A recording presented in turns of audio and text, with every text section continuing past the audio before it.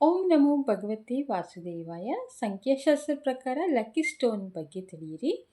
ನಿಮ್ಮ ಡೇಟ್ 1, 10, 19, 28 ಆಗಿದ್ದರೆ ನೀವು ಮಾಣಿಕ್ಯವನ್ನು ಹಾಕಬಹುದು ಅಥವಾ ಪಚ್ಚೆ ಮೂನ್ ಸ್ಟೋನ್ ಅಥವಾ ಗ್ರೀನ್ ಸ್ಟೋನ್ ಹಾಕಬಹುದು. 2, 11, 20, 29 ಡೇಟ್ ಇದ್ದರೆ ಪರ್ಲ್ ಹಾಕಬಹುದು, ಮುತ್ತು, ವಜ್ರ, ಡೈಮಂಡ್ ಹಾಕಬಹುದು, ಮೂನ್ ಸ್ಟೋನ್ ಹಾಕಬಹುದು.